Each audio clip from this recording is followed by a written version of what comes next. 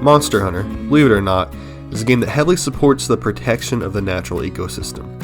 There has never been a moment in any Monster Hunter game that hunting a monster wasn't justified in some way, with many of the reasons either being the monster being a direct threat to human settlement, or a monster may be hunting is either overpopulated in the area or just invasive to the specific ecosystem that it currently resides in. There are of course some goofy quests here and there where those rules aren't followed. However, for every urgent quest in this series, and for most guild quests, it is followed for the most part. I personally love this as a player, providing a reason for the hunting of all these animals not only appeases my morals, but also provides a narrative that makes you want to do so. For the most part, every single monster has some sort of value for the ecosystem that it naturally lives in, that is except for rare monsters known as elder dragons. These monsters are defined as elder dragons because they can't fit into any normal monster grouping and are generally very cataclysmic for whatever environment they end up residing in. Elder dragons are also typically extremely powerful monsters, and one of the rare instances in Monster Hunter where calling them to extinction almost seems encouraged. However, there is one monster that, despite not being an elder dragon, is much more disastrous for whatever ecosystem it enters, and holds equal power, if not more, than most of them. This is of course excluding the behemoth monsters, such as the behemoth, Cetus, and so on. That monster, as I'm sure you've guessed by the title of this video, is the Devil Joe. The Devil Joe is one of the very few non-elder dragons in the series that is invasive in every single environment that it may just happen to be in. There's yet to be a Monster Hunter game where the ecosystem benefits from the Devil Joe, or even has the ability to remain stable with multiple residing in it. This is due to the Devil Joe's extreme aggression. It's the literal definition of on-site, and I mean literally. Any living creature that happens to end up in the Devil Joe's eyesight will be relentlessly hunted until the devil is feasting upon its corpse. That was about to be a really hard line until my speech impediment kicked in and I couldn't say relentlessly. That was about to be sick.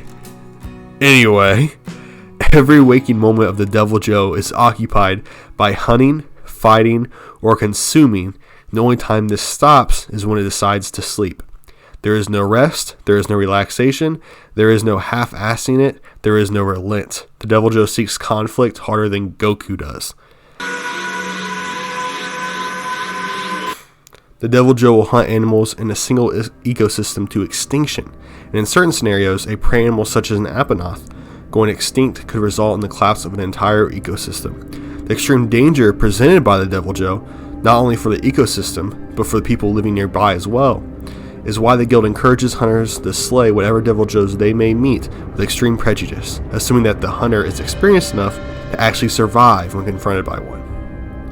After knowing the dangers of the Devil Joe, it would make perfect sense for the guild to slaughter them without remorse, and you as a hunter probably wouldn't feel bad doing it. A creature that slaughters any living being it comes into contact with and destroys ecosystems single-handedly must be inherently evil, right? Well, no actually. Unfortunately, it's not that black and white. Every single Devil Joe suffers from a terrible curse, and that is its constant hunger. Devil Joe's metabolism works so quickly that if it doesn't constantly consume food, it will die a slow and painful death. In fact, the Devil Joe is always feeling pain and is constantly starving, being completely unable to satisfy its hunger no matter how much it feasts. So now the question is, does it have a right to life? It's not the Devil Joe's fault that it constantly hungers, so should it really be drove to extinction because of it? To be completely honest, I really don't know. It's incredibly hard to come up with the correct answer to that question, so let's just talk about it a little bit more in depth. At first, my answer was that it absolutely has a right to life, and it shouldn't be driven to extinction. I thought this because it's not the Devil Joe's fault for being an apex predator. I mean, you wouldn't blame a lion for killing a gazelle, would you? So in that sense, I was thinking that it was just at the top of the food chain, and that shouldn't mean it gets punished to certain death. However, the problem is, it's not the top of the food chain. Monster Hunter has made it extremely clear that's not part of the food chain at all, and that begins to hurt that argument. It can't be compared to a lion, or an eagle, or any other apex predator at the top of the food chain, because the Devil Joe isn't at the top. It instead rips a hole in the food chain, throws it on the ground, and then stomps it to death. This thought process caused me to conclude that they should be exterminated however, by no fault of their own. The question really becomes, would you kill one innocent being to ensure the survival of an entire ecosystem? Is it morally correct to kill an innocent being to save many more other innocent beings? I think most of us can come to the same conclusion that just one death is better than many. However, that doesn't mean that the Devil Joe should be treated as evil or some great villain. It should be treated as a respectful adversary in a battle with no true heroes. Honestly, after thinking about the Devil Joe in a deeper sense, just really looking into the lore around it and actually processing that lore, I honestly feel a little bit guilty every time I take one's life. There's a silver lining in that scenario though. Since the Devil Joe is in constant pain from its hunger, like I said earlier, I believe that it might be merciful to put down a Devil Joe if you really think about it. If your entire existence is based around trying to fulfill your unending hunger and it leads to constant battles and injuries, wouldn't being killed sort of be a weird mercy? Obviously, Devil Joes don't have the brain capacity to be introspective, but if they did, would they even want to exist?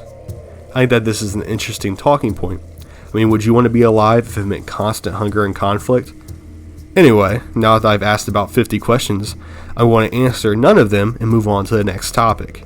This topic is a callback to earlier in this video, and it's why the Devil Joe is not considered an Elder Dragon.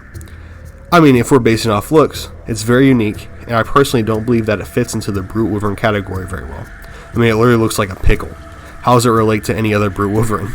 Next, is that something being referred to as an Elder Dragon is either because of extreme uniqueness. I can't say uniqueness, guys. I just said it. I am going to kill myself. Anyway, let's restart that sentence. Rewind. Next, is that something being referred to as an Elder Dragon is either because of extreme what the fuck? Next is something being referred to as an Elder Dragon is either because of their extreme uniqueness or extreme threat to the environment. And honestly, I believe the Devil Joe fits both of these categories. I mean, Monster Hunter even describes it as an extreme threat to the environment. The only reason I imagine that the Devil Joe is not an Elder Dragon is because they're too common. However, that would bring up a different question after that common. How many different ecosystems are at risk? And how is that not talked about as a bigger issue if they're that common? Anyway, that's some more questions we want to bring up that I really can't give you answers to. I do definitely think the Devil Joe should be considered Elder Dragons though, even if it is just because of the extreme danger they cause to everyone around them and where they reside. Holy shit. So, as you guys could probably tell, this was reading a script. I feel like we were doing pretty solid in the first half, not going to lie. Second half is what got us. Anyway, this was a longer video to make. Not really because it's an amazing video by any means, but because I was trying to make a decent video, and since school and work have been really screwing me, this is I literally put as much effort as I could into this without it being a month long since my last video, and still finding time to do work and school, which are unfortunately more important right now than YouTube, even though I like this more. But anyway, yeah, so I would appreciate anything. Peace out, guys.